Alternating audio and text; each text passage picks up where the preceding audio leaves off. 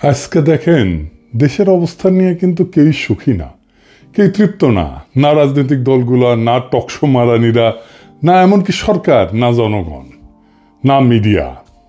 আপনারা প্রথম থেকে শুনে আসতেছেন বিপ্লবের শক্তিগুলো বিভাজিত, তাই না? নিউজ হয়েছে দেশে শুরু হয়েছে বিভাজন। বিভাজন নিয়ে আমি একটা এপিসোড করছি যে বিভাজনের জন্য কে মূলত দায়ী। তারপরেও আরো কিছু আলাপ আছে, প্রাসঙ্গিক আলাপ, সে আলাপগুলো আজকে করব আর কি। নেত্র নিউজ দেখেন এমন একটা ভয়ঙ্কর স্টোরি করেছে যে এমনকি ইন্ডিয়ান বিজেপি করে নাই, সেটা করছে নেত্র নিউজ। লিখছে অগণতান্ত্রিক, অহংকারী, মানবাধিকার বিরোধী, ক্ষমতায় 1 বছর কাটতে না কাটতেই মোহাম্মদ ইউনূসের যত্নে গড়া ভাবমূর্তি ভেঙে দিয়ে আসল চেহারা প্রকাশ পেয়ে গেছে। সে বলতেছে ইউনূস কোনোদিনই বাংলাদেশের মানুষের মধ্যে অতটা জনপ্রিয় ছিলেন না যতটা তার তোষামতকারীরা বিশ্বকে দেখাইতে এবং চাপিয়ে দিতে চাইছে। এই সত্য স্বীকার করার মতো বিনয় তার নাই। চিন্তা করেন কি ভাষা ব্যবহার করছে। উপরন্ত আছে এক পর্বত সম অহংকার। ভাঙা সংবিধানকে পাশ কাটায় সরকার চালাইতে যায় তিনি আমলাতন্ত্র এবং বিচার ব্যবস্থা তুলে দিছেন ক্ষুদ্র স্বার্থান্বেষী গোষ্ঠীর হাতে। আইন শৃঙ্খলা বাহিনীকে দিচ্ছেন সেনাবাহিনীর নিয়ন্ত্রণে, আর রাজনৈতিক আদর্শ তুলে দিচ্ছেন ধর্মীয় কট্টর ডানপন্থীদের হাতে। এইবার বুঝে দেখেন নেত্র নিউজ কোনটি থেকে টাকা পায়, বুঝছেন? এটাও খুঁজে বের করবো। হুই এখন ইন্ডিয়া থেকে টাকা পাচ্ছে। যাই হোক, আর বেশি আগাই না, কারণ ওক নিয়ে তো আর একটা এপিসোড করিচ্ছি, তাই না? হ্যাঁ, কিন্তু এটা গুরুত্বপূর্ণ যে নেত্র নিউজ এইরকম একটা নিউজ করেছে।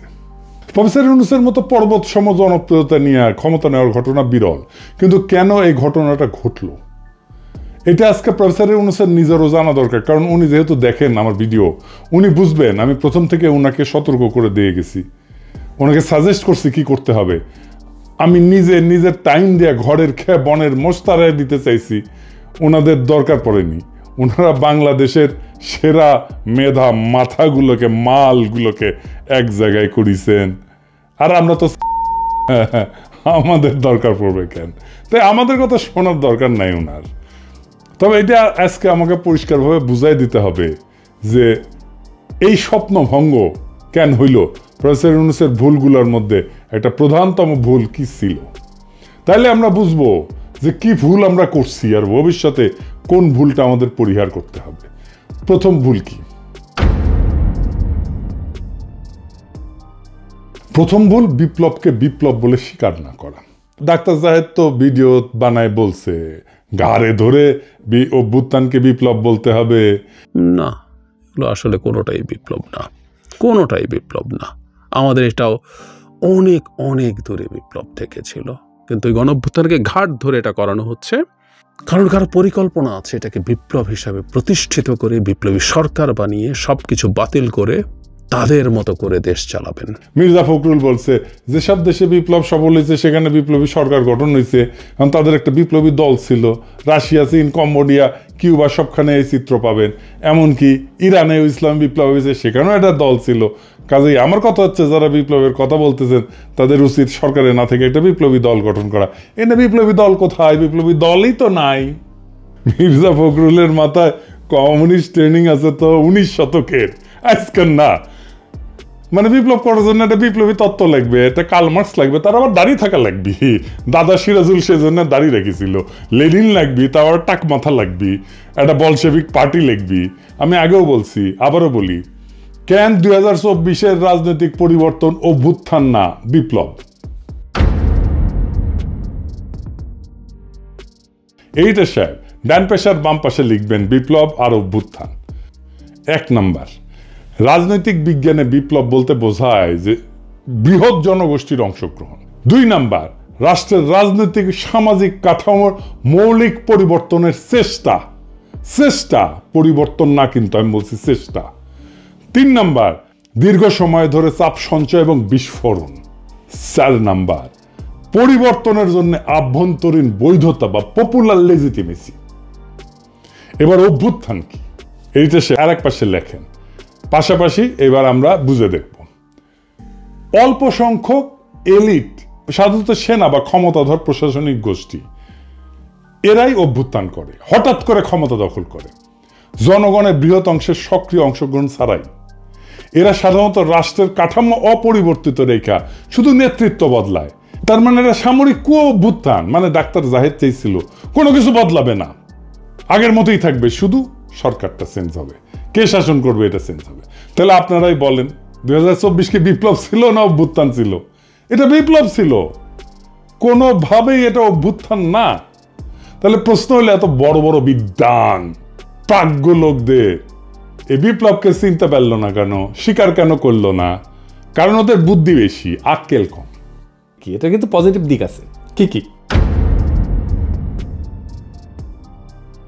এক নম্বরে এটা দমন করা যায় না, এক জায়গায় দমন করলে অন্য জায়গায় আন্দোলন চলতে থাকে। 24-এ তাই হয়েছে আমাদের বাংলাদেশে। ঢাকা বিশ্ববিদ্যালয় দমন করছে, প্রাইভেট বিশ্ববিদ্যালয়ে আন্দোলন শুরু হয়েছে।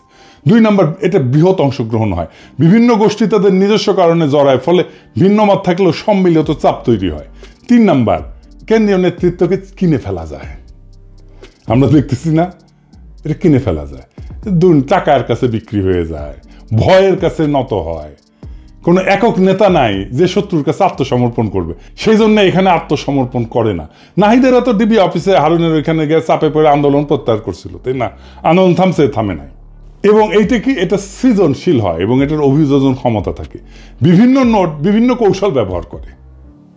মানে আমরা অনলাইনে ইউটিউবে একরকম কৌশল ব্যবহার করছি, বিদেশে একরকম কৌশল ব্যবহার করছি। আমরা রেমিটেন্স যোদ্ধারা তাদের রেমিটেন্স শাটডাউন করে দিছে, দেশে যারা কাজ করছে তারা আর এক রকম ভাবে কাজ করছে। এটার কিছু নেগেটিভ দিক আছে আবার। কি কি? দীর্ঘমেয়াদে ক্ষমতা দখল এবং রূপান্তরের সমস্যা। বিপ্লবের পরে কে নেতৃত্ব দেবে, কিভাবে রাষ্ট্র পরিচালিত হবে, এতে বিভ্রান্তি এবং ক্ষমতার লড়াই শুরু হয়। তাই হয়েছে না? হ্যাঁ, মানে এটা নিয়ে ধরেন এই সরকার কেন ভুল করতেছে এটা বলতে নিয়ে প্রথম দিকে বলতাম, হ্যাঁ, তো তখন আইসা বলতো যে আপনি উপদেষ্টা হইতে পারেন নাই, সেই জন্য এটা বলতেছেন, বলাই বন্ধ করে দিছিলাম সেই জন্যে। তো যাই হোক, এখন তো আর ওই চান্স নাই, এখন আর বলা শুরু করি আবার যে ভুলগুলো কি কি ছিল। এখন বলতে পারেন যে এখন বলতেছেন, তখন বলেন না কেন, এখন বলতেছেন, এখন বলে লাভ কি, তখন বললে তো কিছু উপকার করাতে। শোনেন ভাই, কিছু লোক আছে যারা এসে বারবার করে এই কথাটা বলতো যে আপনি উপদেষ্টা হইতে পারেন নাই, সেজন্য এটা বলিচ্ছেন, বলতো না? আপনারা নিজেরাই বলেন তো, তার সে কি দরকার এই গ্যাঞ্জামের মধ্যে ঢুকে লাভ আছে? আচ্ছা, আর কি? সহজে এটা বিভক্ত হয়ে যায়, সমন্বয় না থাকলে আদর্শিক সংঘাত হয়, প্রতিযোগিতা বাড়ে। দেখতেছেন না, বিএনপি শিবির, ছাত্রদল ছাত্র শিবিরের আদর্শিক সংঘাত হচ্ছে না? 3 নাম্বার, বাইরের শক্তির ম্যানিপুলেশন সহজে, তারা খুব সহজেই এটাকে ম্যানিপুলেট করতে পারে। সমন্বয়হীন গ্রুপগুলা আলাদা আলাদা চুক্তিতে বিক্রি হয়ে যাইতে পারে বিদেশি শক্তির কাছে। ইন্ডিয়া নানা অ্যাঙ্গেল থেকে আমাদের মধ্যে ঢুকে যাচ্ছে না, একবার ওয়াকার, একবার বিএনপি, একবার বাম, একবার পন্দের আলো, একবার দিল্লি স্টার, একবার দেবপ্রিয়, একবার ইসকন মিলে এবার। হ্যাঁ। 4 নাম্বার, ন্যারেটিভ গঠনের দুর্বলতা, কেন্দ্রীয় বয়ান বা একক বার্তা না থাকায় আন্তর্জাতিক এবং আভ্যন্তরীণ সমর্থন এটা অগোছালো হয়ে যায়। তাই হয়েছে, আমরা চেষ্টা করছি ন্যারেটিভ তৈরিতে, কিন্তু আমরা তো সরকার না, আমরা তো সরকারের বাইরের শক্তি। এই 2024-এর বাংলাদেশের বর্ষা বিপ্লব এই আন্দোলনের প্রক্রিয়া, বৈশিষ্ট্য এবং মডেলের সাথে একেবারে খাপে খাপ মমতাজের বাপের মতো মিলে যায়, তাই না? আসেন আমরা একটু বুঝে দেখি যে বিপ্লব এখন কেমন করে হয় এই 19 শতকের চিন্তা ছাড়াও। 19 শতকের মতো বিপ্লবী তত্ত্ব, বিপ্লবী দল বা বিপ্লবী নেতা দিয়া, একটা কেন্দ্র দিয়া আজকাল বিপ্লব হয় না। আজ হয় বিপ্লব কেন্দ্রহীন, কেন্দ্র ছাড়া, সেন্টার থাকে না। বহু নোট বিপ্লব, নোট এডিটর শেয়ার, নোটগুলো দেখান একটু, অনেকগুলা নোট। আমরা 2024-এর নোটগুলো দেখি, ধরেন একটা গোল গোল করে দেখাবেন, বিএনপি নোট, জামাত নোট, বৈষম্য বিরোধী ছাত্র আন্দোলন নোট, ছাত্র শিবির নোট, ছাত্র দল নোট, অন্যান্য রাজনৈতিক দল নোট, প্রবাসী diaspora note, YouTuber note, social media note, remittance যোদ্ধা নোট, রিক্সাওয়ালা নোট, কিশোর গ্যাং নোট, বিশ্ববিদ্যালয় ছাত্র নোট, দোকানদার নোট, ক্ষুদ্র ব্যবসায়ী নোট, শহুরে দরিদ্র লোক নোট, শ্রমিক নোট, এখন এই নোটগুলো কি দিয়ে যুক্ত ছিল? যুক্ত ছিল সোশ্যাল মিডিয়া দিয়ে, ইন্টারনেট দিয়ে। এডিটে সে একটা নোটের সাথে আর একটা নোটের ইন্টারনেটের যোগ করে দেন, তাহলে সবাই বুঝবে। এই সবগুলো যখন একসাথে হয় তখন এটা একটা বিশাল শক্তি হয়, কিন্তু একটা আলাদা নোড শক্তিহীন। এখানে কোনো কেন্দ্রীয় নেতৃত্ব নাই, কোনো একক সদর দপ্তর নাই, কমান্ড স্ট্রাকচার নাই। আন্দোলনের শক্তি আসে বহু ছড়ায় থাকা এইরকম নোট বা কেন্দ্র থেকে। নোটগুলোর মধ্যে সীমিত বা শূন্য সমন্বয় থাকে, তবুও তারা একই লক্ষ্যে একই দিকে ধাবিত হয়। এই ধরনের বিপ্লবকে বিভিন্ন একাডেমিক ধারা বা ক্ষেত্র থেকে বিভিন্ন নামে বর্ণনা করা হয়। কি কি আসেন আমরা সেটা বুঝে দেখি। এটাকে যেমন বলা হয় ডিসেন্ট্রালাইজ রেভলিউশন বা লিডারলেস রেভলিউশন, মানে কোনো কেন্দ্রীয় কমান্ড বা স্ট্রাকচার নাই, প্রত্যেকটা গ্রুপ বা নোড নিজের মতো করে কাজ করে। কেন্দ্রীয় নেতৃত্বের অনুপস্থিতি। এই আন্দোলন কোনো এক নেতা বা কোনো দলের হাতে ছিল না, সবাই নিজের মতো করে যাচ্ছে। বহু নোটের সক্রিয়তায় আন্দোলনের শক্তি আসছে শহর, গ্রাম, শ্রমিক, ছাত্র, প্রবাসী সমর্থন, সোশ্যাল মিডিয়া, সব জায়গা থেকে। কিছু যোগাযোগ কারো কারো মধ্যে ছিল, কিন্তু পুরোপুরি কমান্ড সেন্স ছিল না। আমাদের একমাত্র যোগাযোগ ছিল সোশ্যাল মিডিয়া। এই জন্যই পলক ইন্টারনেট বন্ধ করে দেয়, আমাদের নোটগুলার ইন্টার কানেকশন বন্ধ হয়ে যায়, এবং আন্দোলনও কিন্তু বন্ধ হয়ে গেছিল। এই বিপ্লবের প্রতিরোধ ক্ষমতা ছিল অসাধারণ। সরকার এক জায়গায় দমন করলে অন্য জায়গায় আন্দোলন জ্বলে উঠছে। ঢাকা বিশ্ববিদ্যালয়কে দমন করছে, প্রাইভেট বিশ্ববিদ্যালয়ে ফুসে উঠেছে। নোডাল আন্দোলনের এটাই চরিত্র, কেন্দ্র ছাড়া আন্দোলনের এটাই চরিত্র। তবে ফলাফলের সীমাবদ্ধতা স্পষ্ট আমাদের, তাই না? ক্ষমতা দখলের পরে পরবর্তী রূপকল্প নির্ধারণে অস্পষ্টতা ছিল, ফলে পুরানো রাজনৈতিক শক্তি এবং বাইরের কূটনৈতিক প্রভাব দ্রুত জায়গা দখল করে ফেলছে। ঐক্যবদ্ধ বয়ান তৈরি না হয়, আন্তর্জাতিক সমর্থন এটা কমে গেছে। একাডেমিকভাবে 2024 সালের বাংলাদেশের বিপ্লবকে যদি বলতে হয়, এটা পলিসেন্ট্রিক, লিডারলেস, নেটওয়ার্ক আপরাইজিং বলা যায়। মানে বহুকেন্দ্রিক, নেতাবিহীন, সংযুক্ত একটা বিপ্লব বলা যায়, যেখানে বহু নোট সমন্বয়হীনভাবে একই লক্ষ্য অর্জনে কাজ করছে। তো এখন এই শফিকের মনে হয়েছে এই লড়াইয়ের একজন মাস্টার মাইন্ড তো লাগবেই, কারণ বিপ্লবের তো একটা নেতা লাগে, একজন কার্ল মার্কস লাগে যার দাড়ি থাকে। হ্যাঁ, মাহফুজেরও দাড়ি আছে একটু, তখন ছিল, তো বানিয়ে দিছে মাস্টার মাইন্ড। প্রফেসর ইউনূস মনে করেছেন এটা ছাত্ররা করেছে। সবাই অন্ধের হাতি দেখছে, সমস্ত নোট কেউ দেখে নাই। সেই কারণেই এইটা হাসিনার দমন প্রতিরোধে অসাধারণ সাফল্য দেখালো, বিপ্লবের পরে রাজনৈতিক ক্রিস্টালাইজেশন এইটা গঠন আর করতে পারে নাই, অসম্ভব দুর্বল হয়ে পড়ছে। এখন প্রশ্ন হচ্ছে এই দুর্বলতা কিভাবে কাটানো যেত? জি না, আমি বিপ্লবী সরকারের কথা বলবো না, এটা বলাটা এখন টাইম নষ্ট। এই লড়াইয়ের যে নোটগুলো ছিল, সেই নোটগুলোর মধ্যে আবার সংযোগ তৈরি করতে হতো, তাহলেই এটা একটা নিউরাল নেটওয়ার্কের মতো কাজ করতো। আপনারা জানেন তো যে আমাদের মাথার মধ্যে বিভিন্ন ব্রেনের সেল আছে, এবং এই সেলগুলো একটার সাথে একটা কানেক্ট করতে পারে, এবং সেই কারণে আমার মস্তিষ্কে প্রত্যেকটা সেল স্বয়ংসম্পূর্ণ, কিন্তু একজন আরেকজনের সাথে কানেক্ট করে, কথা বলে। সেজন্যই আমরা আমাদের এই বুদ্ধিমত্তা দাঁড়ায়। সো ওই যে নোটগুলো, এইগুলোর কানেকশনগুলো যদি আমরা স্ট্যাবলিশ করে ফেলতে পারতাম, তাহলে এটা আবার নিউরাল নেটওয়ার্কের মতো কাজ করত। তাহলে বুঝছেন তো, এই নোটগুলো আইডেন্টিফাই করছে প্রফেসর ইউনূস, করেন নাই। উনি জানেনই না কতগুলো নোট কাজ করছিল, কিভাবে করছিল। এই নোটগুলোকে নিয়ে একটা কনফারেন্স করা যেত না? ইন্টারন্যাশনাল কনফারেন্স করা যেত না? ভার্চুয়ালি সবাই যুক্ত হইতো, এমন না সবাইকে ডেকে নিয়ে যেতে হবে, তাই না?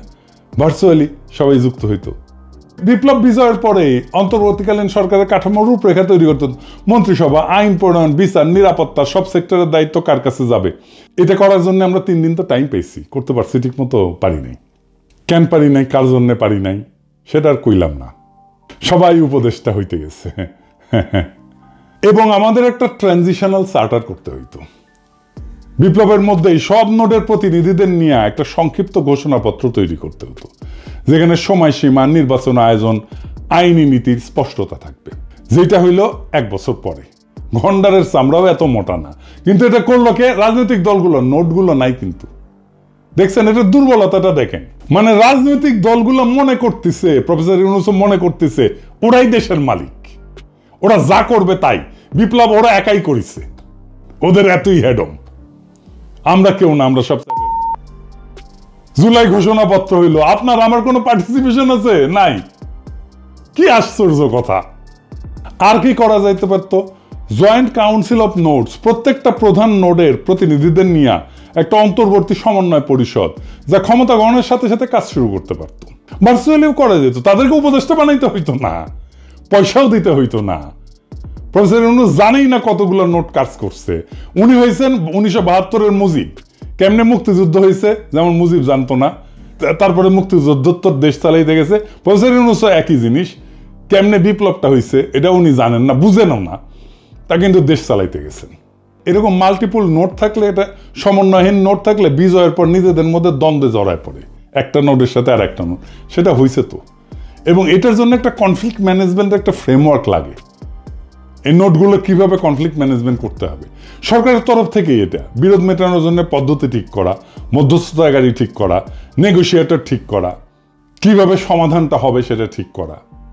আর কি একটা কমন মিনিমাম প্রোগ্রামের ভিত্তিতে নোটগুলোর ঐক্য। সব নোট যে লক্ষ্যগুলোতে একমত, যেমন ফ্যাসিস্ট সরকারের পতন, মুক্ত নির্বাচন, মানবাধিকার পুনঃপ্রতিষ্ঠা, আওয়ামী লীগের বিচার, সকল দুর্নীতির বিচার, এইগুলা ন্যূনতম অভিন্ন এজেন্ডা হিসেবে ধরে রাখা। প্রফেসর ইউনূসের সরকার কিছু করছে, এগুলো করে নাই। উপদেষ্টাদের নামে দুর্নীতির অভিযোগ উঠতেছে। প্রফেসর ইউনূসের নামে নেতৃত্ব এমন স্টোরি ছাপে, এটার দায় প্রফেসর ইউনূসের নিজের। ওনার 1 বছরের মধ্যে টাইম হইল না এই নোটগুলোকে আইডেন্টিফাই করে আবার কানেক্ট করার। আর রাজনৈতিক দলগুলো চলে গেল পিকনিক মুডে।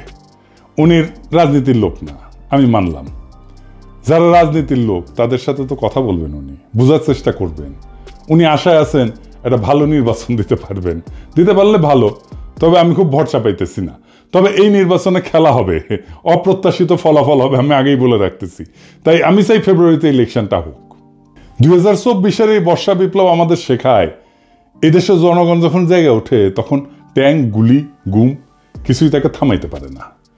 আমরা দেখছি কিভাবে এক একটা নোট, এক একটা শহর, এক একটা শিক্ষা প্রতিষ্ঠান, একটা অঞ্চল, একটা প্রবাসী গ্রুপ একে অপরকে না চিনেও কোনো একক নেতা ছাড়াই এক হয়ে ইতিহাস লিখছে, ইতিহাস বদলাই দিছে।